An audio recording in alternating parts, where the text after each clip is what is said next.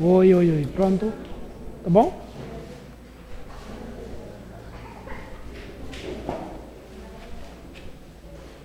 Doutora Tânia. Tânia? Chegou atrasada?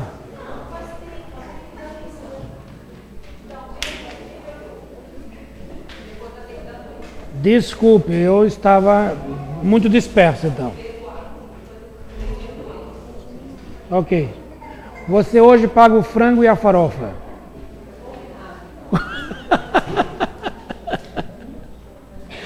Janira, como é que você tá?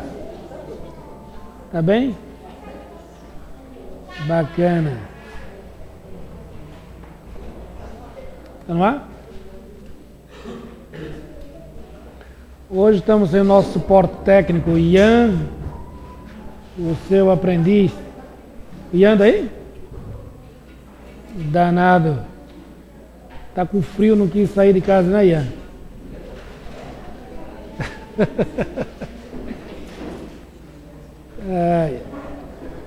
O Felipe também nos deixou hoje. Foi lá fazer provas.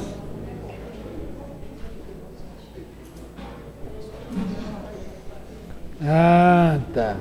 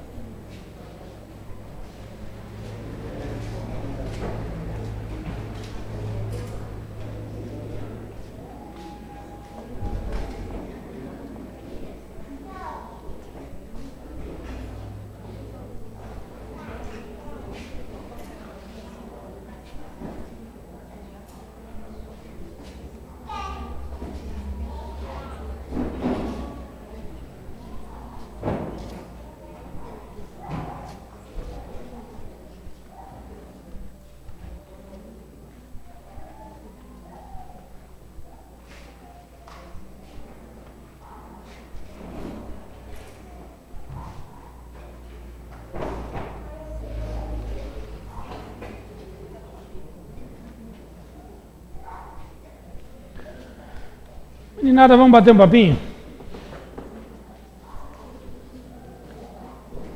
Sobre o que os senhores querem ouvir falar hoje.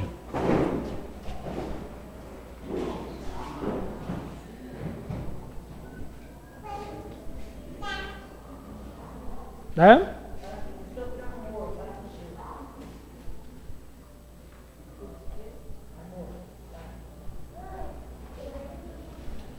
Sobre o que os senhores querem ouvir falar hoje.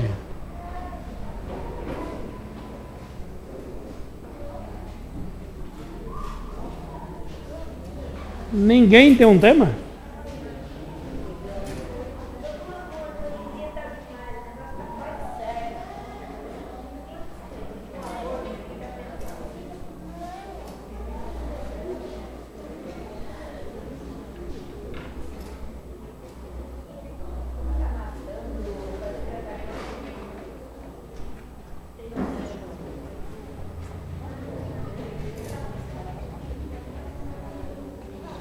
Podemos falar sobre o amor.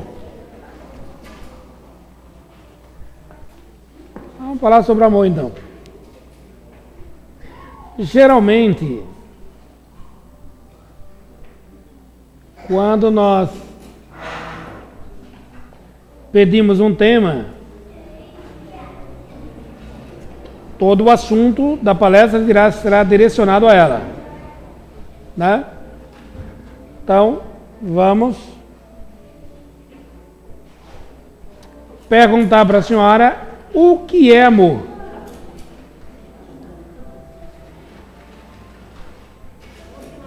Espera um pouquinho. A senhora vai me dizer o que é amor. Se há algo que está faltando, Se está faltando algo, a senhora sabe o que é que está faltando. O que é amor?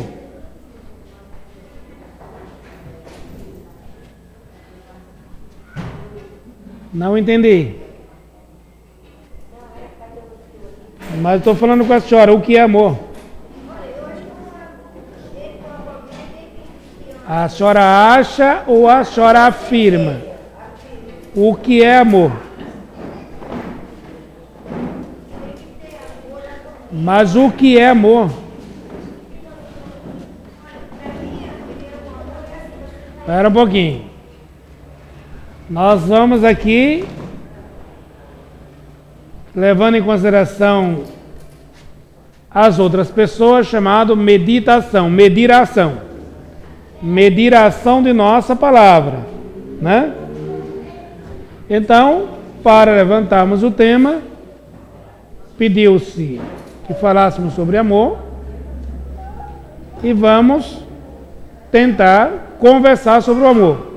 Porque aqui não está eu e a senhora, nem os demais. Temos muitos espíritos ouvindo a nossa conversa. E se for uma conversa de gente grande, pessoa séria, o interesse continua. Caso contrário, vão embora e a responsabilidade é nossa. Por isso, quem não tiver certeza do que está perguntando, não abra. Você veja que eu resisti por 2 ou 3 vezes para não abrir a questão com a senhora. Porque eu preciso de ressonância. Né? Eu quero saber da senhora o que é amor.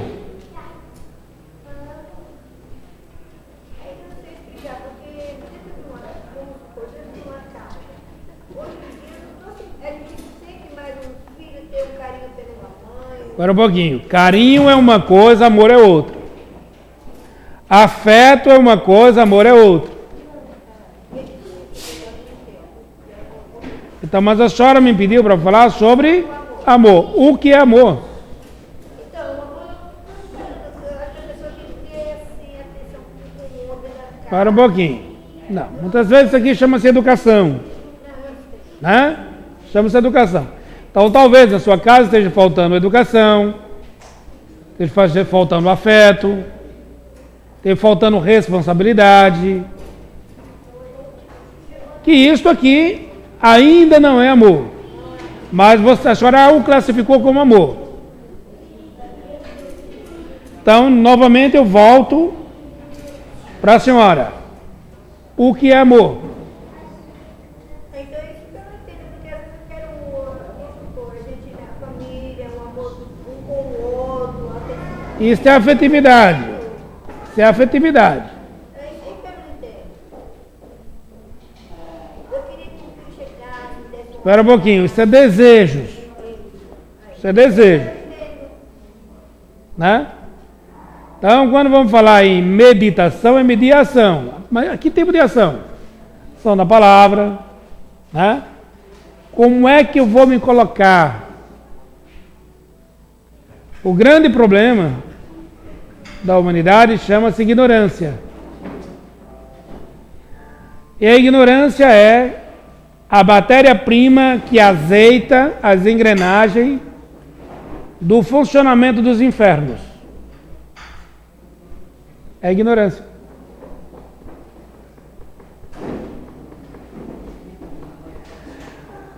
Muitos pedem em nome de Deus, não pedem? E pedem em nome de Deus e pedem em nome do amor. O legislador pede em nome de Deus e em nome do amor que a sua legislação seja cumprida, não é isso? Ao mesmo tempo, o mendigo também pede a sua esmola em nome de Deus e em nome do amor. Não é isso? A senhora está entendendo? Mas para um pouquinho. Acha que nós estamos aqui, não está tendo ressonância aqui, né? Então, o mendigo fala em nome do amor, o legislador fala em nome do amor, o construtor fala em nome do amor. Se a senhora não prestar atenção aqui, fica difícil. Fica difícil. A senhora dispersar a sua atenção, não tem ressonância aqui. Então, é fácil nós pedirmos um tema apenas para pedir, sem compreensão nenhuma.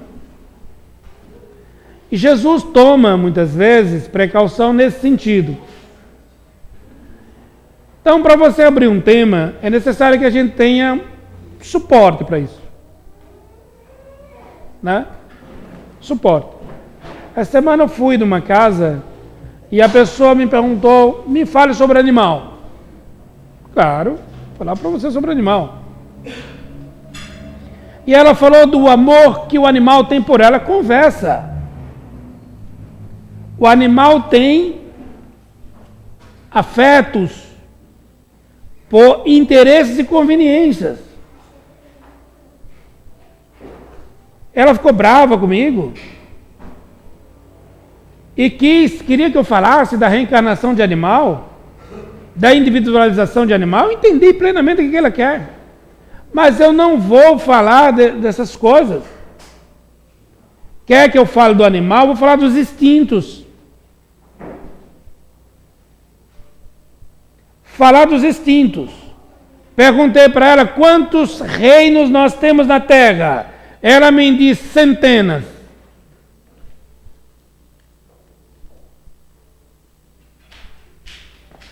A senhora me pediu para falar do tema do amor. Quem pronunciou pela primeira vez amor na Terra? Como é que a senhora me pede um tema se não sabe quem o criou?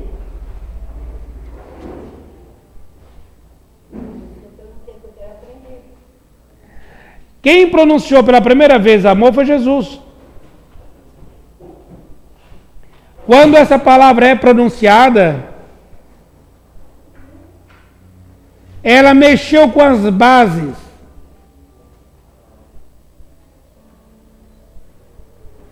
Na lei de Italião, a lei do instinto, olho por olho, dente por dente. Jesus muda o instinto. O instinto é humano ou é animal? Por quê? A senhora tem filhos? A senhora ama os seus filhos? Esse afeto que a senhora tem com os seus filhos é humano ou animal? Animal.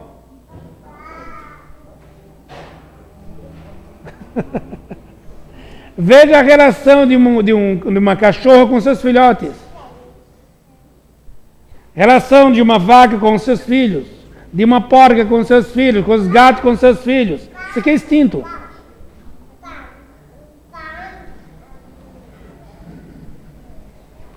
E a mulher queria que eu falasse de animal. Mas que tipo de animal? Vou falar dos instintos. O que temos em nós do animal? Muita gente chama de amor isso. A senhora ama a criança? Para aí. A palavra adora, né? Espera um pouquinho. Onde surgiu a palavra adoro? Quem era a cidadã que tinha o nome de Dora? Ou Teodora?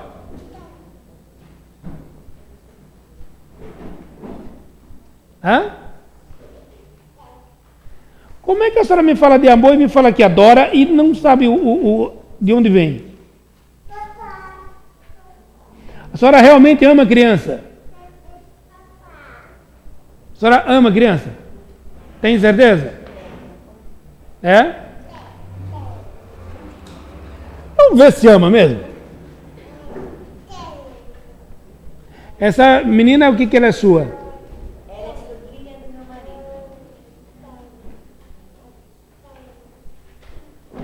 A senhora cuida dela e de todas as crianças que a senhora vê no mundo? Se eu Espera um pouquinho.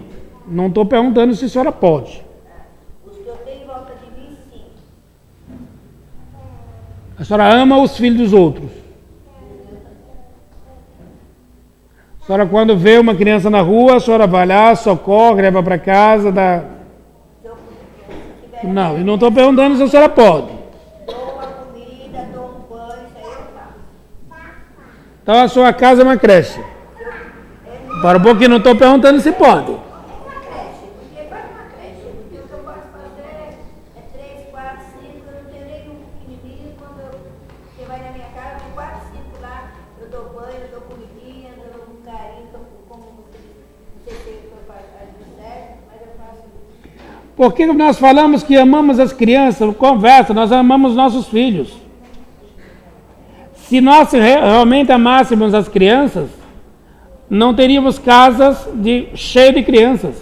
Mas acontece, eu mesmo tenho um adotivo. Eu peguei ele quando ele nasceu. E para começar, ele ficou, todo mundo ficou. Ora, por quê? Por que essa pontuação chamada de cor? Porque todo mundo achava que ficou contra mim. Mas por que esse questionamento, por que esse preconceito Eu da não cor? tenho, mas as pessoas têm. Mas por que tem?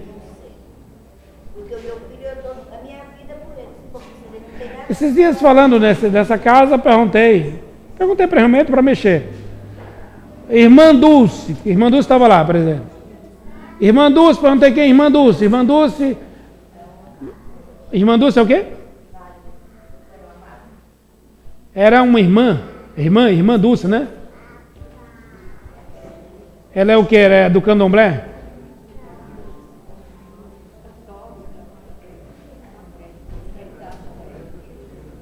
Olha, porque o nome de irmã não pode ser do candomblé, não?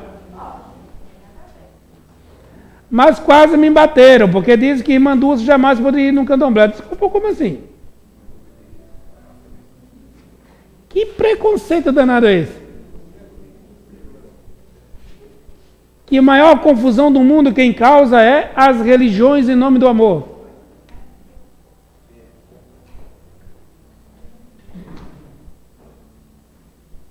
Então causa-se grandes confusões. Grande confusão do mundo quem causa? As religiões. Em nome de quem? Em nome de amor. Que amor é esse? O que é amor, né? Será que amor é incondicional? Será que amor é a casa ou a causa? Ontem estive falando com um médico, acho que não foi o segundo, é o terceiro melhor neurologista do mundo. E com a esposa dele também médica. E a grande confusão, ou o grande problema, é que ele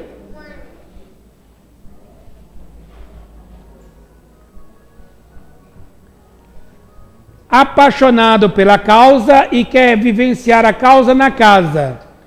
E as casas quase sempre têm problemas de relacionamento.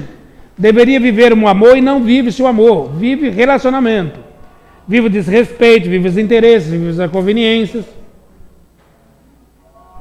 E aconselhei o médico.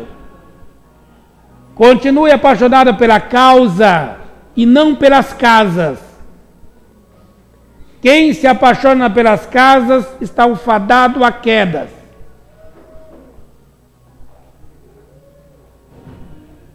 Quem gosta das casas vai querer casa bonita, casa enfeitada, com iluminação. Agora, quem se apaixona pela causa, faz em sua casa, faz no trânsito, no seu trabalho, embaixo d'água, em qualquer parte do mundo, ele exerce a sua causa. Ele, como médico, grande do seu amor, grande movimentação de Deus, estará na mão hábeis das cirurgias que ele tem. Quer falar plenamente de Deus? Utilize as suas ferramentas. Dá uma habilidade cirúrgica? Isto é a causa. Quer falar de amor?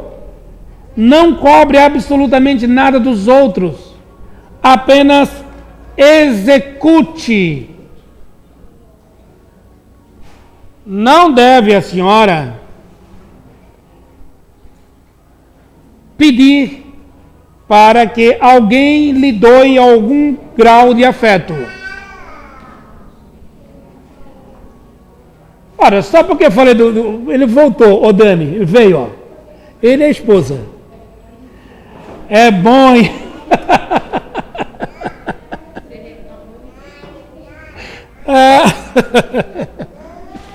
Falamos do Ian e ele apareceu.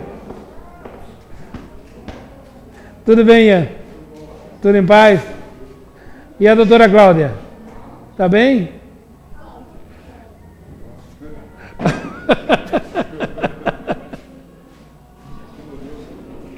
Como é que é?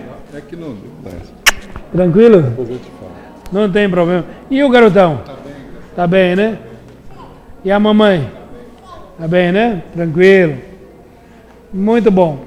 Então, meninada, a causa é mais importante do que a casa.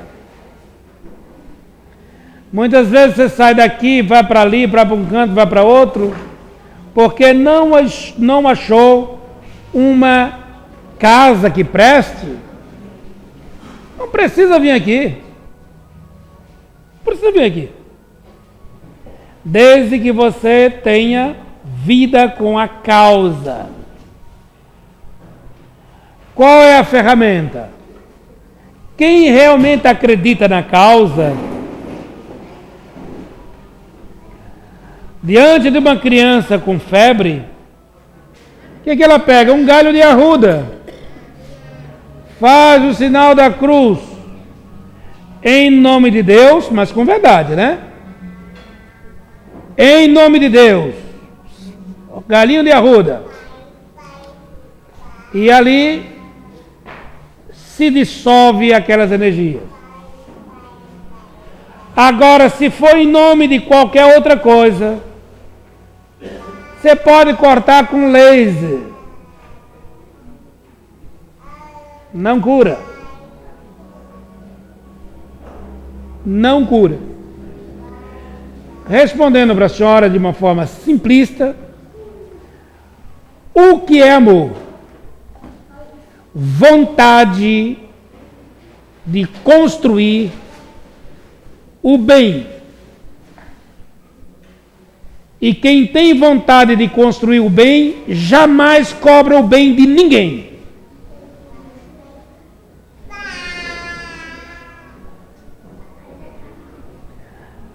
Eu poderia continuar dormindo, né? Hoje está um sabadão, meio cansadão. Poderia ficar em casa. Não tem? Não poderia? Por que eu estou aqui? Por que eu estou aqui? Pela causa. E tem molezas aqui? Não. Terminou o que temos que fazer aqui. Vamos para São Paulo, Butantã. Muita gente. Termina por aí? Não. Roda-se mais quase 300 quilômetros. Peruíbe. Atende muita gente de Peruíbe. Ganhamos alguma coisa com isso? Não. Pagamos o bolso. Porque quero e gosto e vivencio a causa. Não casa. Em casa já fui expulso. Mas lembro de Paulo de Tarso e de outros seguidores de Jesus, ou daquelas negras velhas, né? Que tem boa vontade, tem amor, tem compaixão, é com galho de arruda, fala, em nome de Deus, em nome do Pai, do Filho e do Espírito Santo, vai com Jesus. E tem outros com um belíssimo quarto de hospital, serviço de hotel 5 estrelas, com serviços médicos, você olha para ele e diz assim, que o diabo que eu carregue. Não é assim? Quantas igrejas a gente não entra, a gente tem repulsa. E quantas casas você pode chegar em um terreiro de candomblé que vive o amor intensamente. Quem sou eu para poder falar mal da mãe menininha do Cantuá? Quem sou eu? Que autoridade tenho para falar de uma entidade chamada Pai João? Só porque é da Umbanda?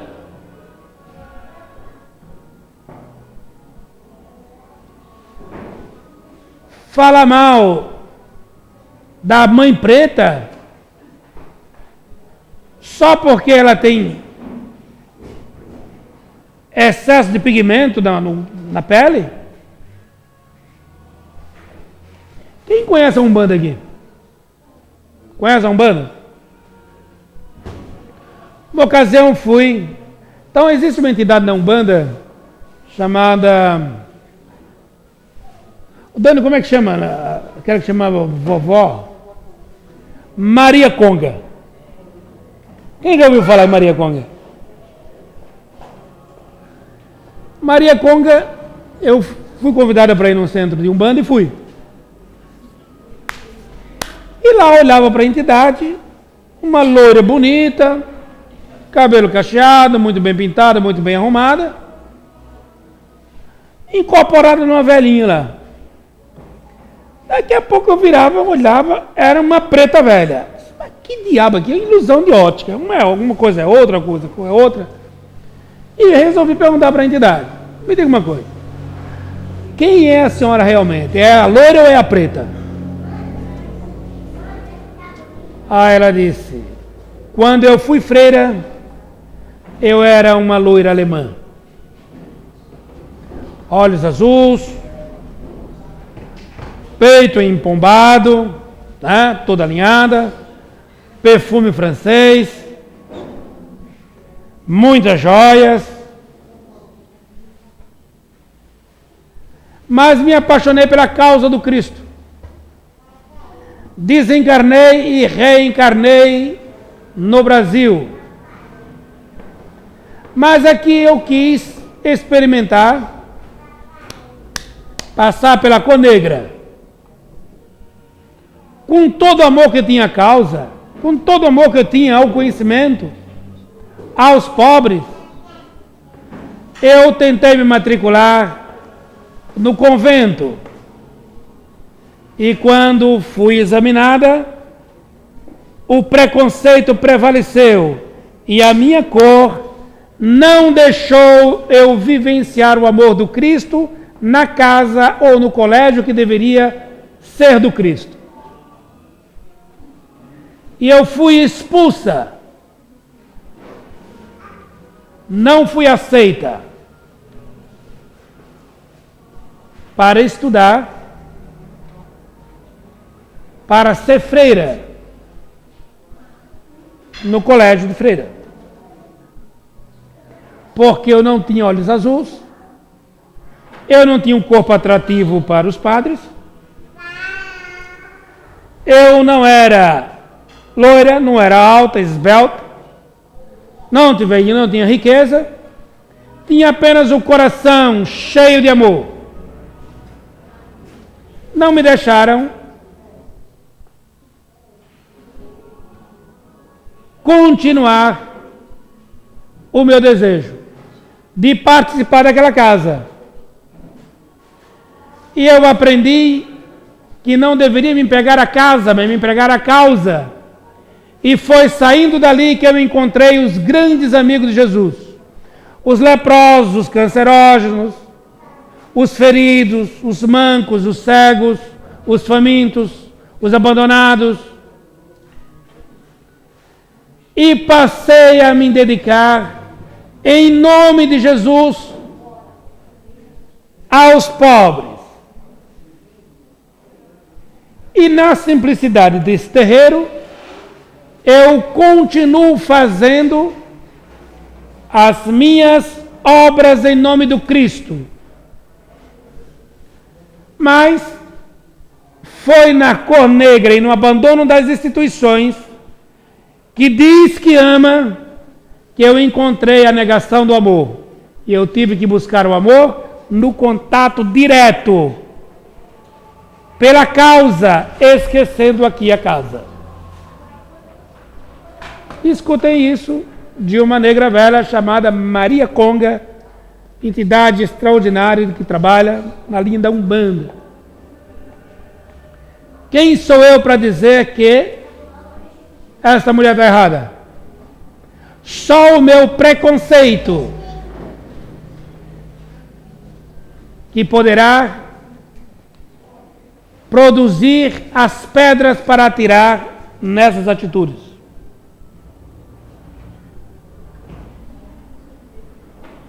E os preconceitos são terríveis, porque hoje são pré, amanhã são conceitos.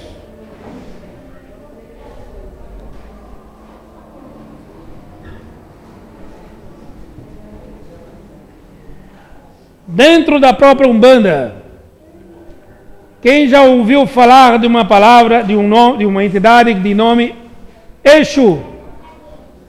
Já ouviu falar? Muita gente se arrepia quando vê escuta esse nome, né?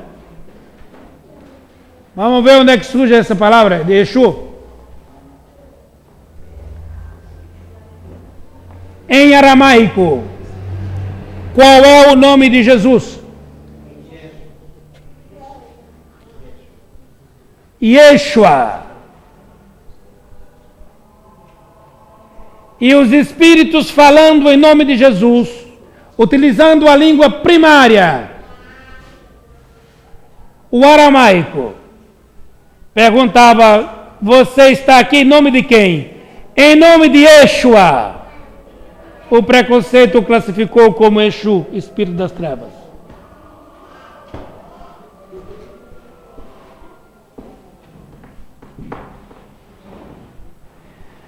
Percebe que quem azeita as engrenagens das trevas é a ignorância?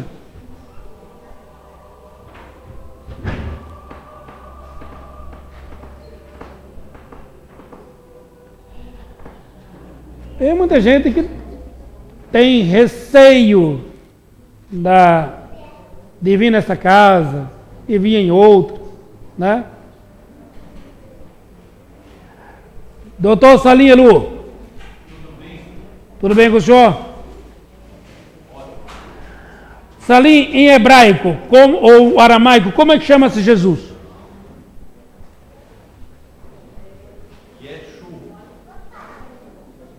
Salim não é poliglota, ele fala 8 línguas. Está sendo modesto. Qual língua que você fala? Inglês, francês, português, espanhol, assírio, libanês, tem outro lá.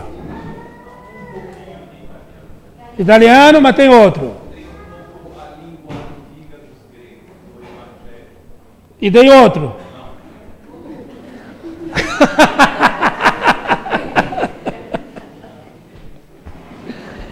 Então, é uma enciclopédia ambulante. Salim, assassino. De onde vem a palavra assassino? A senhora já foi assassina ou não? Ninguém aqui? Salim, a palavra assassino de onde deriva? Ela vem derivada de hashashi. Hashashi quer dizer os que fumavam hashish. Hashish é a maconha, a marihuana. Então vem da língua árabe assassino, porque diariamente encontravam pessoas mortas e perguntavam por que morreram, por que foi. Saíam os fumadores de hashish e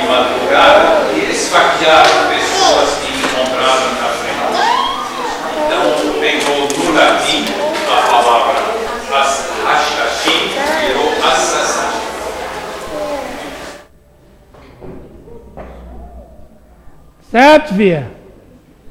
E nós não temos nenhum afeto com os livros, né? Nenhum afeto com os livros. Como é que podemos falar de amor, né, filha?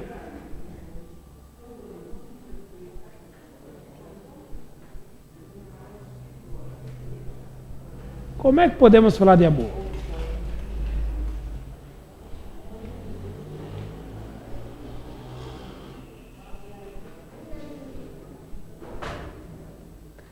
Doutora Yara. Melhorou? Melhorou, né? Yara gosta de Freud. Jung. Prefere Jung. Quantas horas ininterruptas de conversa Entre esses dois gênios, quando se encontraram?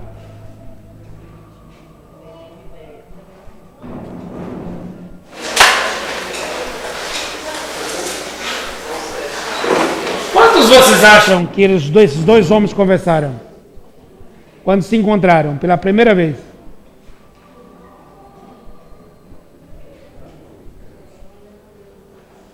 Hã?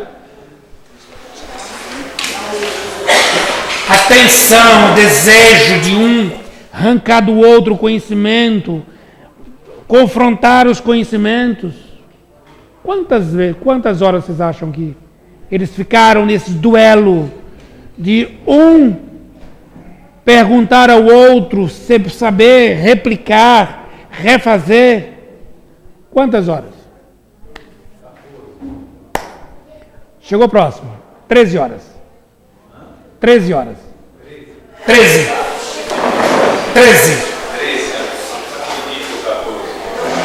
Bom, então, nos cumprimentos, na finalização, estão as 14.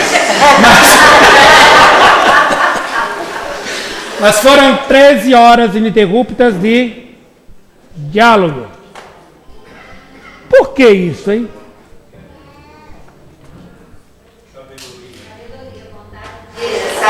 Sede de saber. Sede de saber. E hoje, esses dois homens, esses dois gênios, lideram grandes escolas no mundo espiritual. Grandes grupos estudam o conhecimento desses dois homens. Estávamos falando ali com a menina, eu chamo ela de Pedrita, a garota que trabalha ali. E ela me dizia, tenho vontade de fazer medicina. Medicina. Falar medicina, de onde vem a palavra medicina, hein?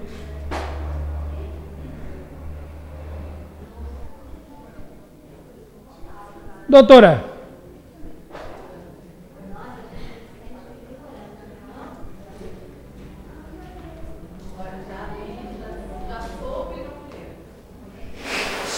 palavra medicina. A medicina nasce em Medina.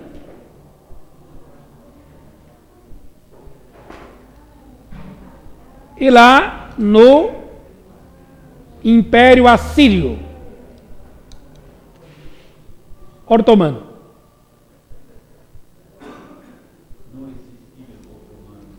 Aliás, Assírio. Os alemães foram contratados para levar mecanização de transporte até Meca. Mas não deu tempo, pararam em Medina. Por isso a nossa relação com Hassan. Esta garota foi minha esposa e eu fui marido dela, né? Em 1711.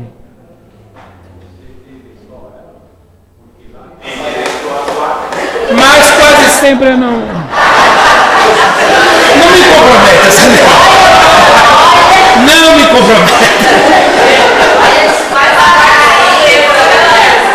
Hã? Ainda bem que os tempos mudaram. Dani, Foi passado. Mas ela era a preferida. claro. Não tem problema ter mais 3. Eu sempre pedi com ela. Acho que você pode apanhar pra fora. Não, Dani, se me bater por aquela época.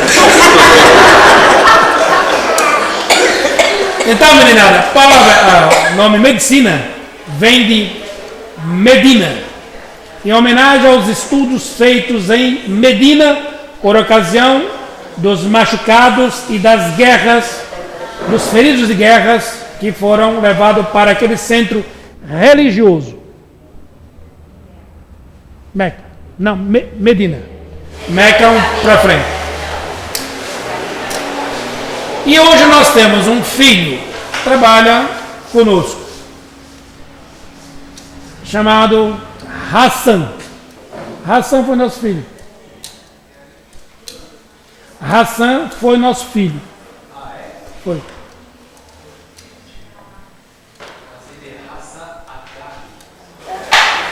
Hassan Haddad.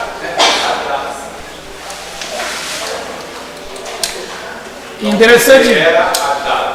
Haddad. Sabe o que é Haddad? Não. Guerreiro. Ferreiro. Alemães levaram lá a indústria do ferro. Né? Então está correto. E as almas se reencontram, né? Eu estava sentado aqui quando essa moça entrou ali, por aquela porta. E eu olhei e falei para o Walter, disse, Walter, será minha esposa? Acabou de entrar. Onde? Ali.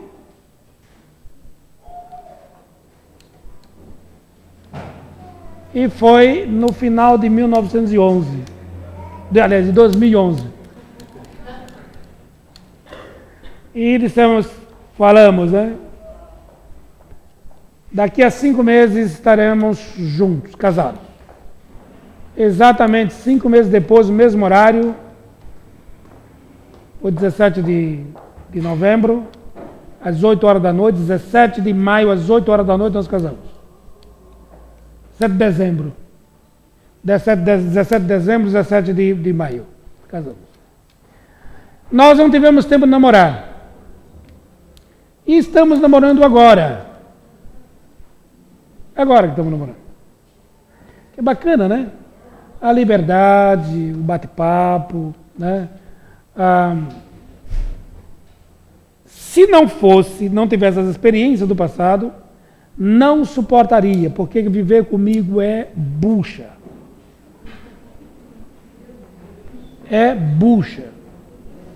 Né? Viver comigo, vocês não viveriam um dia. Porque é terrível. Nenhum dia é igual ao outro. Tudo é diferente. Tudo diferente. Doutora Thaís.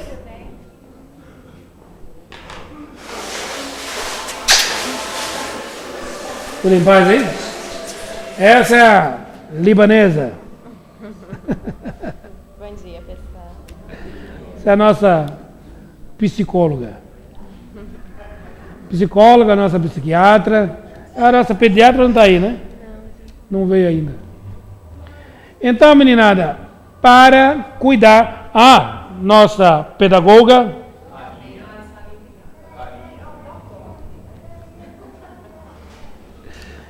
Então, viver com médium não é fácil.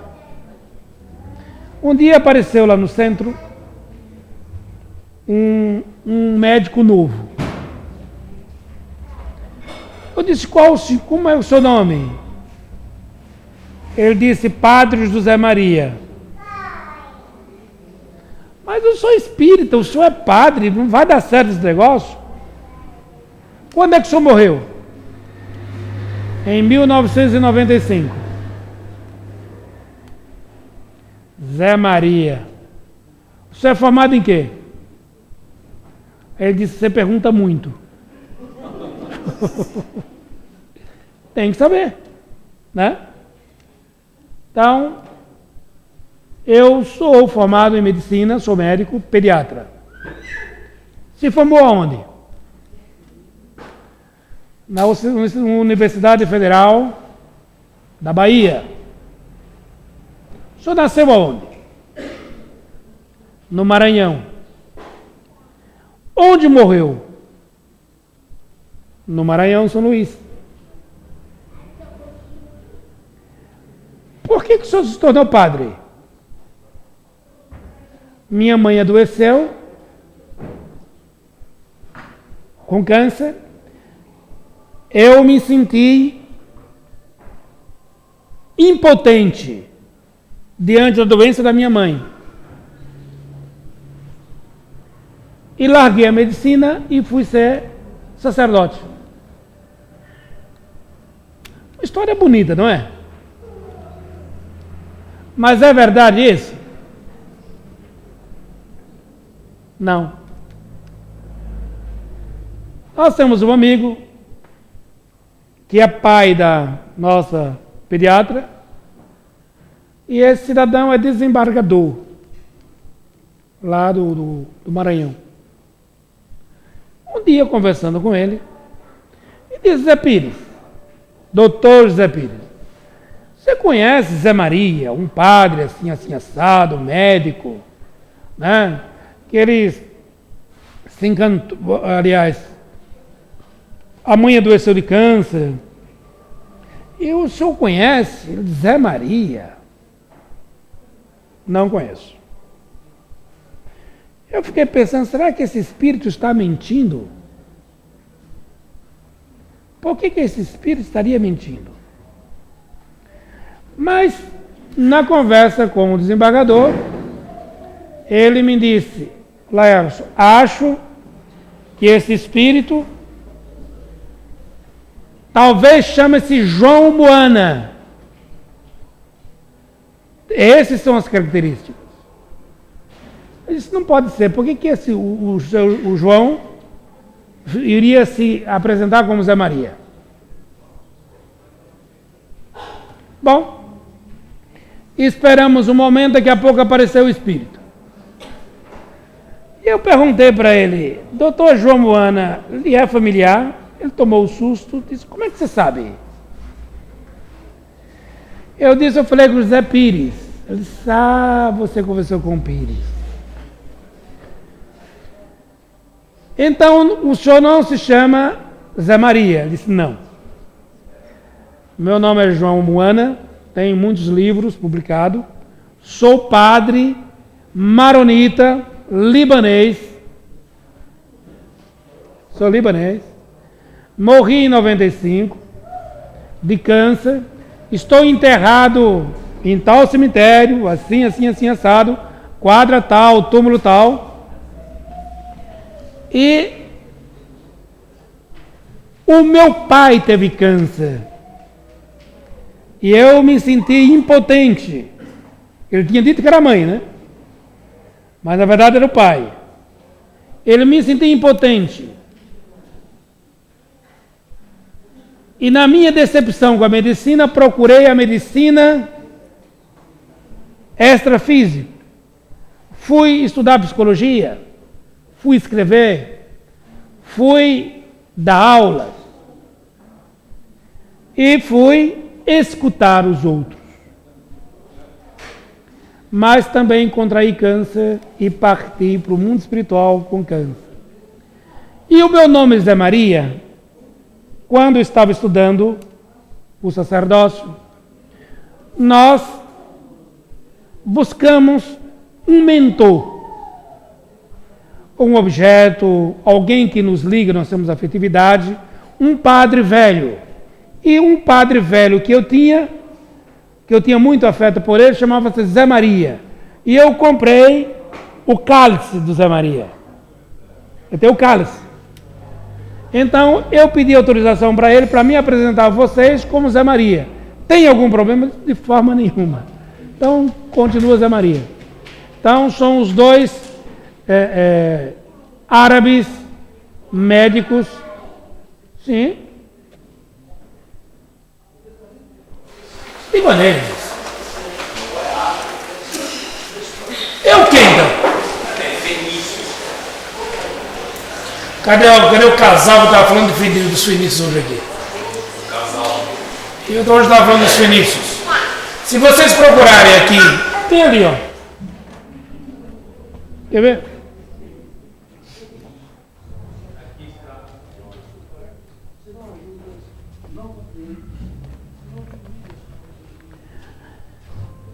Como é que os fenícios chegaram no Brasil? Quem trouxe os fenícios para o Brasil? Eles vieram 300 anos antes do Cristo para o Ceará. Porém, na realidade, haviam chegado 500 anos antes do Piauí.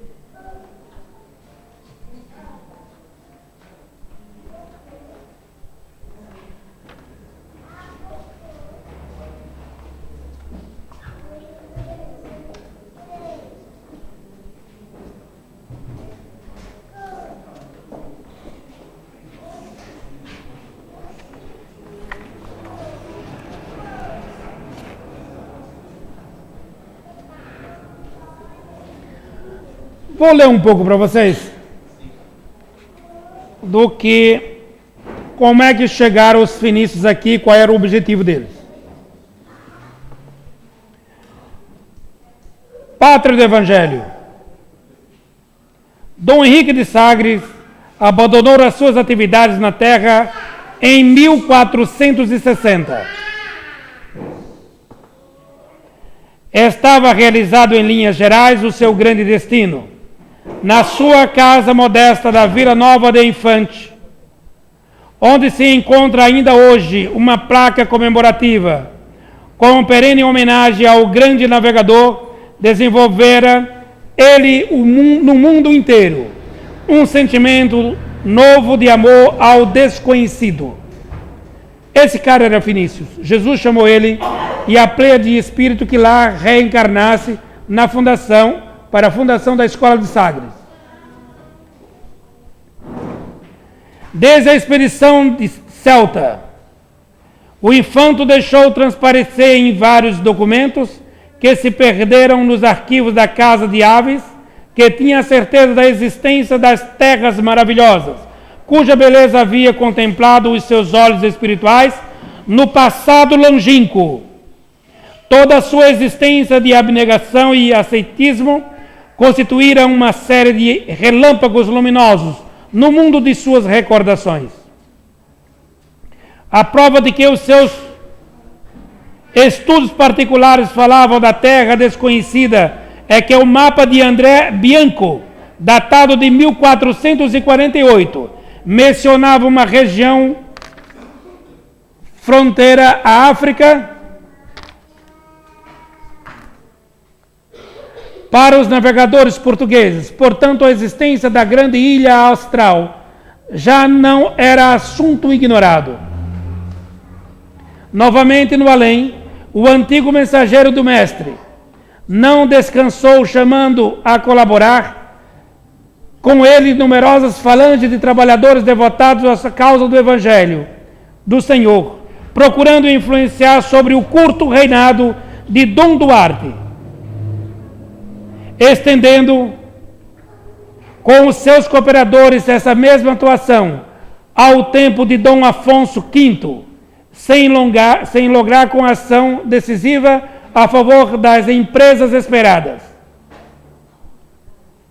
Aproveitando o sonho geral dos tesouros da Índia, A personalidade do infante se desdobra, com o objetivo de descortinar o continente novo no mundo político do Ocidente, enquanto a sua atuação confronta fraco eco junto às administrações de sua terra, o povo de Castela começa a preocupar-se seriamente com as ideias novas, lançando-se à disputa das riquezas entrevistas. Eleva-se então ao poder de Dom João II, cujo reinado se caracterizou pela previdência e pela energia realizadora.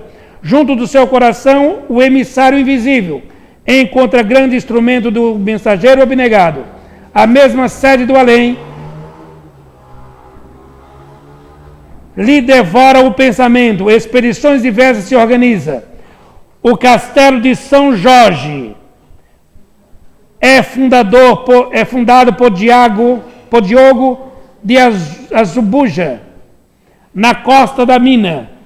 Diogo Cão descobre toda a costa de Angola, por toda parte, sob o olhar protetor do grande rei, aventurando-se os expedicionários, mas o espírito, em todos os planos e em circunstância da vida, tem de se sustentar as maiores lutas pela sua purificação suprema.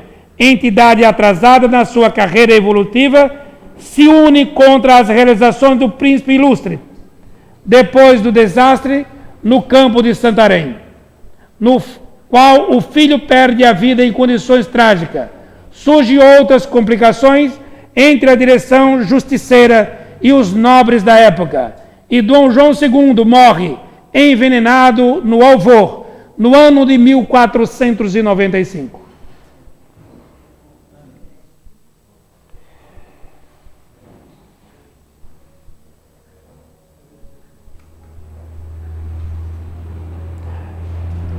Portugal troca de reinado em 1438, que vai até 1481, depois vai 1495.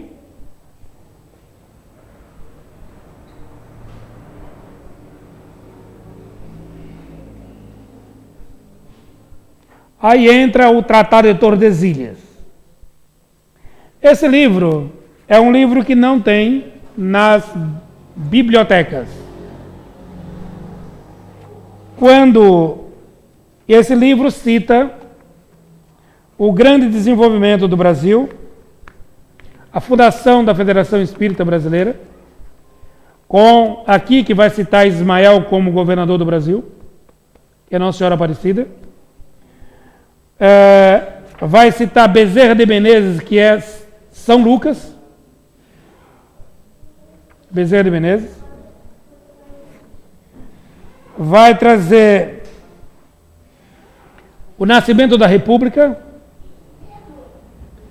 a queda, que houve a correção agora com a saída de Collor de Mello, que é Teodoro da Fonseca, o movimento abolicionista, aqui José do Patrocínio, toda a intervenção da maçonaria,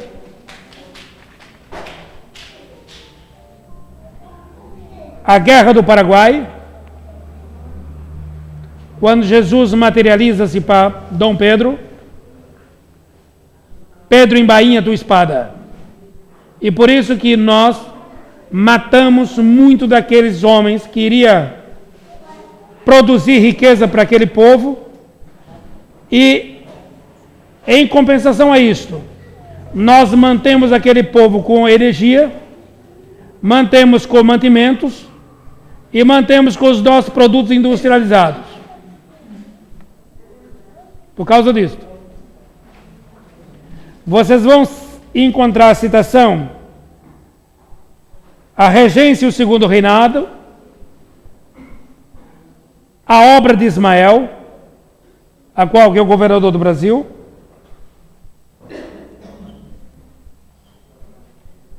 Bezerra de Menezes, fim do primeiro reinado, Dom Pedro II, a independência. Aqui vocês vão encontrar José Bonifácio de Andrade e Silva.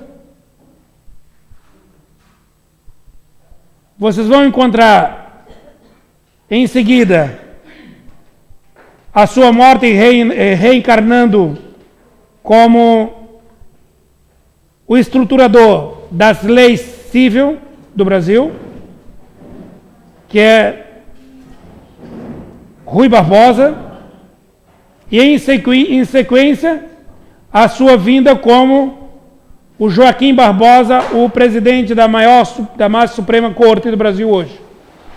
É o mesmo cara. No limiar da independência,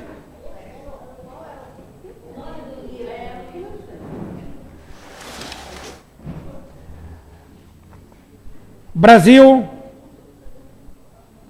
coração do mundo, pátria do Evangelho. E aqui vai ser citado os momentos atuais. Isso foi escrito em 50 e alguma coisa. Dom João VI no Brasil, a Revolução Francesa. Sim, sim. A Revolução Francesa, o trabalho de Napoleão, por que Napoleão veio, qual era o seu papel, a influência mineira, os espíritos dos maias, Pombal e os jesuítas, Marquês de Pombal e os jesuítas, no tempo dos vice-reis, o movimento nativista, as bandeiras aqui onde nasce a sua cidade. Diz por que nasce isso aqui.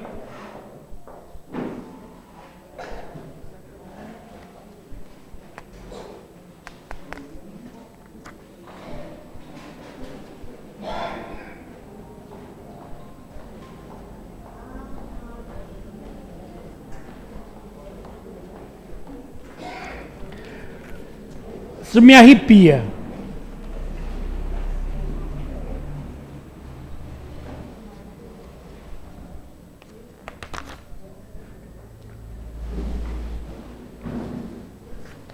Lembra que eu falo muito desses caras aqui, ó.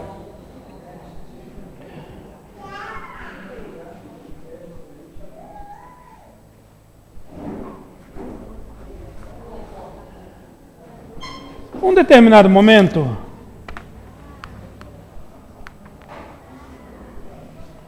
houve uma reunião.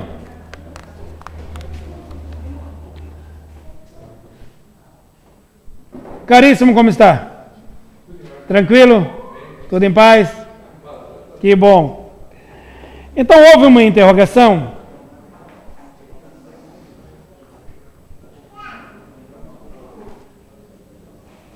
Ali se encontrava uma plebe de espíritos, as entidades que seriam mais tarde, entre muitos outros, Antônio Rodrigues Arzão, Marco de Azeredo, Bartolomeu Bueno, Fernão Dias Paz. Esse último, quebrando o silêncio de grande assembleia, exclamou, provocando-lhe geral interesse: Anjo bom, silêncio por favor. Anjo bom, que faremos com o ouro da terra? Se no mundo ele é a causa sinistra de todas as lutas e o demônio de todas as ambições. Esse é o movimento das bandeiras, onde nasce essa cidade. Aqui na vida espiritual, compreendemos semelhantes realidades, mas no orbe das sombras, a nossa consciência mergulha nas mais aflitivas perturbações, e bem sabeis que a água mais pura, misturando-se com a terra, se reduz quase sempre a um punhado de lama. Ismael, que é o governador do Brasil, não se demora para esclarecer. A terra é a escola abençoada, onde aplicamos todos os elevados conhecimentos adquiridos no infinito. É nesse vasto campo experimental que devemos aprender a ciência, do bem e aliá-la à sua vida prática, à sua divina prática. Nos nevoeiros da carne, todas as trevas serão... Silêncio, por favor. Silêncio. Silêncio, por favor.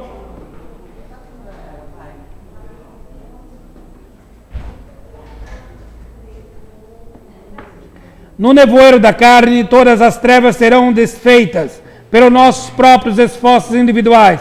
Dentro delas, o nosso espírito andará esquecido do seu passado obscuro, para que todas as nossas iniciativas se valorizem. Precisamos entender essas brandas disposições das leis divinas, para que o determinismo do amor e da fraternidade constitua a lei da existência de todas as coisas, de todos os seres. Quanto ao ouro escondido no seio da terra exuberante, sua existência não significa senão um estímulo à ilusão dos homens, ainda muito distante da concepção da verdadeira fraternidade, a fim de que as criaturas possam buscar os tesouros espirituais pelo trabalho fecundante da evolução do mundo. Procurando a grandeza ilusória do ouro, edificarás as cidades novas. Edificarás as cidades novas.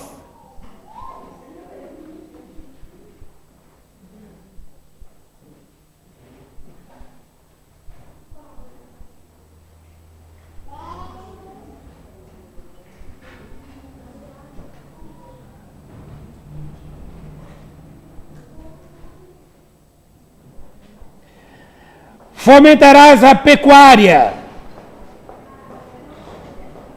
ou irás desenvolver a pecuária e a agricultura, desbravando caminhos inóspitos em favor de outras almas. O mundo novo se erguerá sobre os vossos ombros, dilacerados nas disciplinas austeras ao sol causticante das caminhadas penosas. Mas o futuro se voltará para os vossos esforços, com as bênçãos do agradecimento. Ou seja, quando vocês vão aqui para Anhanguera, Anhanguera é Bartolomeu Bueno. Estou falando de vocês aqui, nascimento da cidade.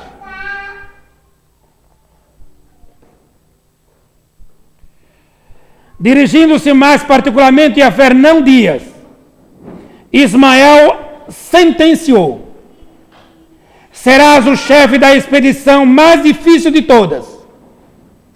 Porém, a tua coragem há de surgir um caminho novo para todos os espíritos. Muitas vezes serás compelido a exercer a mais rigorosa justiça, dependendo de todas as tuas reservas de energia. Mas é preciso não esquecer a misericórdia divina, sem exorbitar todas as funções que te forem confiadas, entregando a Jesus os teus trabalhos de cada dia. O grande bandeirante recebeu submisso à determinação do divino emissário. Daí a alguns anos, nos 2 últimos quartéis do século 17, as bandeiras paulistas se espalharam por todas as regiões da terra virgem. Bandeira paulista, estou falando de Santana de Parnaíba. Através das selvas bravias, marcha como se fizesse ao longo dos largos e desconhecidos oceanos. As noites estreladas lhe servem de orientação e de bússola. A cruz do Cristo vai como um símbolo à frente de todos os expedicionários das novas tentativas de conquista. De Sorocaba, sobe por Goiás até Amazonas, longínqua. De Tatuapé, demandam a Paraíba do Norte. Em 1672, Fernão Dias Paz organiza, com todos os elementos de sua fortuna, a mais célebre das expedições saída de São Paulo, caçando as esmeraldas que constituía objeto das lendas de muitos aventureiros. Visita todas as regiões auríferas de Minas Gerais. Rebeliões e discórdias são dominadas pela sua energia constante e severa. Para fortalecer a disciplina, o bandeirante audacioso manda enforcar o próprio filho. Manda enforcar o próprio filho, que participara da rebeldia geral, como escarnecimento exemplo aos companheiros, próximo à povoação do Subidouro. As joias da mulher e das filhas são empregados no seu arrojado empreendimento, arruinando-se a família inteira. Fernão Dias, porém, segue um roteiro luminoso, por onde passa com as suas caravanas, floresce povoações assediadas e alegres. Seus pontos de contato com a terra paulista são os arraiais prósperos e fartos, que vai edificando nos caminhos desertos. As esmeraldas do seu sonho nunca foram encontradas, e as pedras verdes que entregou ao genro no instante da agonia, como única expressão de sua fortuna, representava, de certo, um símbolo suave das esperanças do seu labor e de suas lágrimas da terra do Evangelho. Próximo do local onde mandara enforcar o filho, nas margens do Rio das Velhas, o seu espírito de lutador se desprendeu igualmente do corpo exausto, e quando no íntimo de seu coração implorava a misericórdia do Altíssimo para o delito que exorbitara de suas funções na terra, a voz de Ismael falou-lhe do infinito. Irmão, as quedas com as suas experiências sombrias constituirão os degraus do teu caminho para as mais gloriosas ascensões espirituais. Atrás dos teus passos florescem cidades valorosas no coração das matas virgens, e que os que recebem os teus benefícios abençoam o teu esforço e a tua energia perseverante. A essas mesmas paragens, onde turvaste a consciência por um instante, levado pelos rigores da disciplina, voltarás com teu filho sobre as asas acariciosas da fraternidade e do amor, a fim de reparares o passado cheio de tribulações e lutas incontáveis, porque no coração misericordioso de Deus repousa eternamente as luminosas esmeraldas da esperança e do amor, que procuraste a vida inteira. Fernão Dias, paz, abre os olhos materiais pela última vez. Uma lágrima pesada e branda lhe corre pelas faces emagrecidas, mas sobre o seu coração paira a bênção cariciosa da terra dourada das Minas, e sentindo-se na posse das verdadeiras esmeraldas de seu grande sonho, o notável trabalhador regressa de novo à vida do infinito.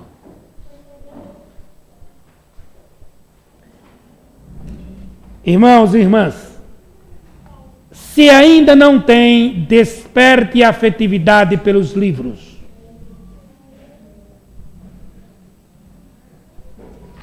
E esse livro vai falar, no seu final, do grande trabalho do Brasil junto com a Argentina. E é nesse livro que vocês vão encontrar o trabalho formalizado lá naquela época pelo Papa Francisco, hoje Mestre Supremo da religião do Cristo na velha Europa.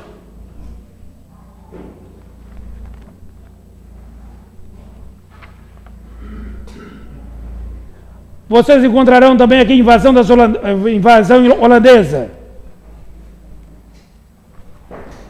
Os negros do Brasil. A civilização brasileira.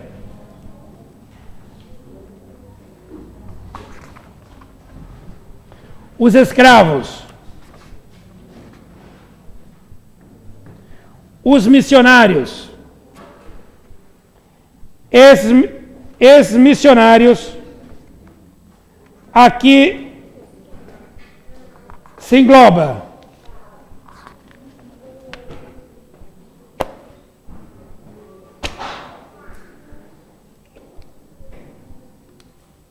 José de Anchieta, que é o próprio Chico Xavier voltando, e Emmanuel, Padre Emmanuel da Nóbrega.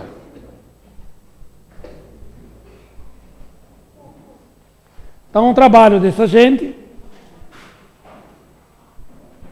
eles vêm sem medo da luta, sem medo do trabalho.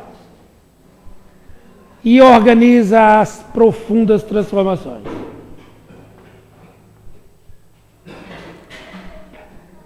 Esta semana, domingo, eu fui almoçar com um casal de médicos. E eles se declararam ateus. Eu achei interessante, porque disse para ele, eu também sou ateu. Ele disse, não acredito. Sempre me falaram que você é um religioso. Mas eu sou ateu. Ele disse, por quê? Eu inverto a pergunta e pergunto, por que você se afirma ateu? Porque eu acredito na ciência. O senhor já não é mais ateu. Morreu no Senhor o Deus antigo. Nasceu o Deus com o olhar da ciência. E continua nascendo o Deus do futuro. O Deus do conhecimento. E quase que na finalização da nossa conversa, ele aceita. Porque é verdade. Não existe ateísmo. Existe a descrença do Deus do passado. Mas não pode descrer do Deus do presente. É o Deus construído pelos esforços do conhecimento. O mundo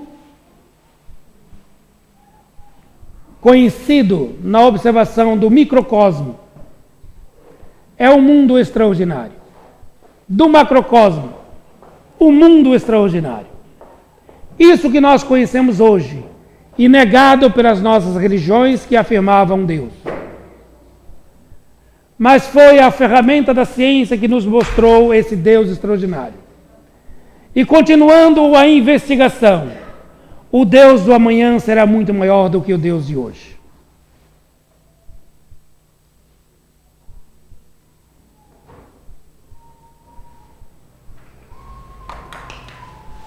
Algum questionamento?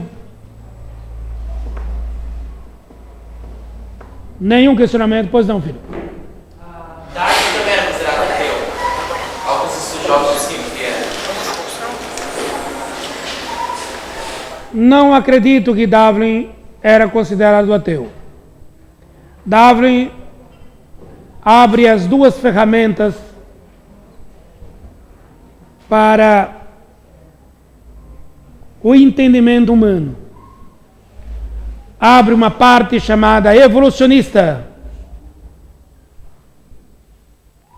E a religião abre o outro criacionista.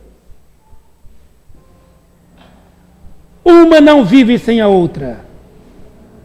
Então, para mim, Darwin é um grande estudioso de Deus. Porque se eu vou entender Deus no futuro, isto é evolução. E eu sou darwinista.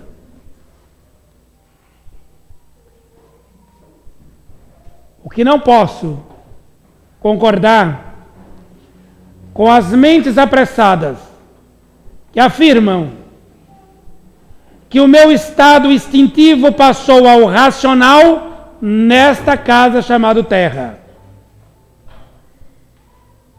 Aqui não posso endossar, mas posso dizer plenamente que eu tenho uma ferramenta chamada razão que vai me tirar do reino animal para colocar-me no reino angelical.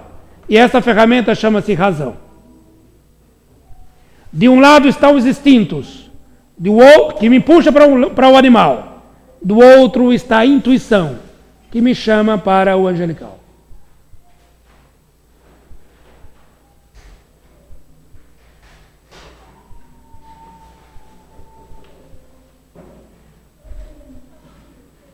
Respondi sua questão, filho?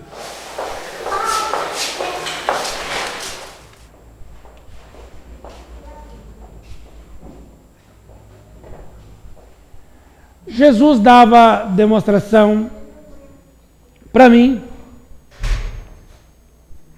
o grande mágico da terra, o grande homem, o grande médico, a supremacia da espécie humana.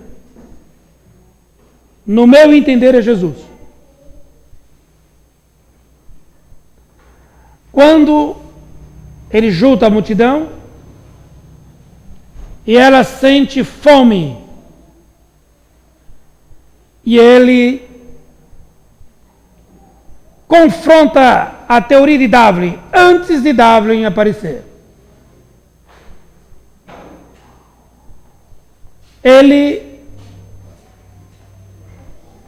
confronta a teoria do criacionismo antes dela aparecer, na materialização dos pães e dos peixes.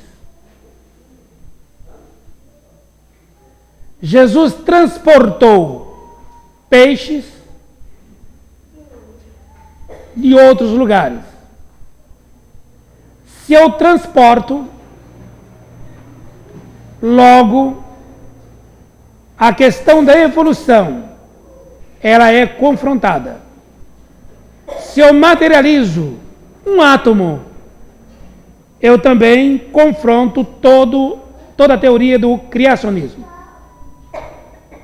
E as duas bases que sustentam a razão humana: criacionismo e evolucionismo.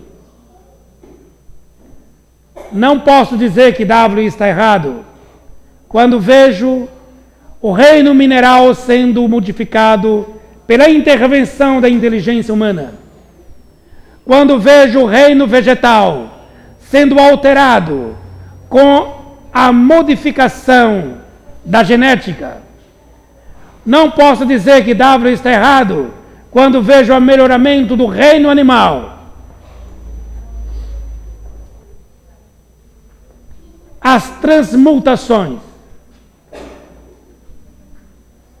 que Darwin esperava pela natureza, a sabedoria da natureza, chegou à mão dos homens. E graças a Deus, nós aprendemos a registrar em estímulos elétricos matemáticos a nossa inteligência, que é natural, a inteligência artificial. E hoje podemos programar uma máquina e ela levar grandes grupos de um continente a outro apenas com a programação. A imagem, o som, a representação gráfica, ser transmitida em qualquer parte por estímulos matemáticos. Isso aqui é muito rudimentar. Se observarmos ainda a grande fantasia matemática, quando pegamos as teorias de Lao Tse, que ele vai confrontar o 0 e o 1, os números binários que proporcionam toda essa inteligência. Lao Tse já modifica, dizendo que o 0 não é nada. Na esquerda, mas na direita ele representa muita coisa. E modificará a nova revolução matemática, onde colocamos o 1 depois o 0 multiplicado por si mesmo. De 1 mais 0, 10, multiplicado por si mesmo, 20, 40, 80, 160 e daí sucessivamente. É a nova ordem matemática, que a parte racional está no limite.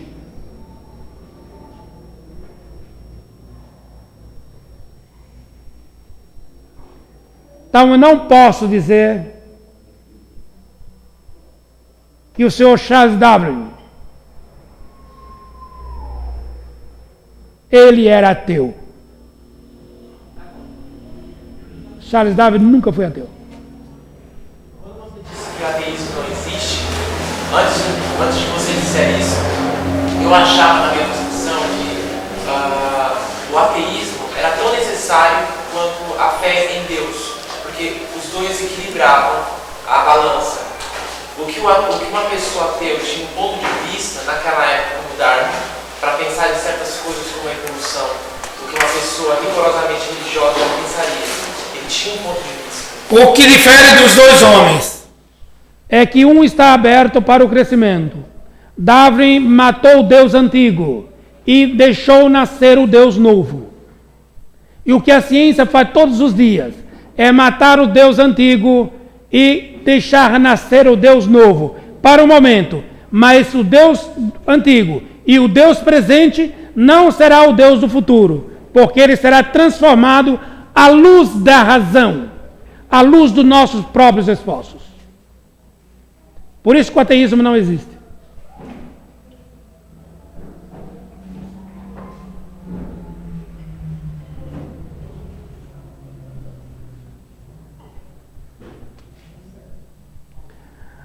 Obrigado, pedimos a Jesus que nos abençoe, pedimos ao grande Espírito de Deus que nos guia e nos favorece a vida,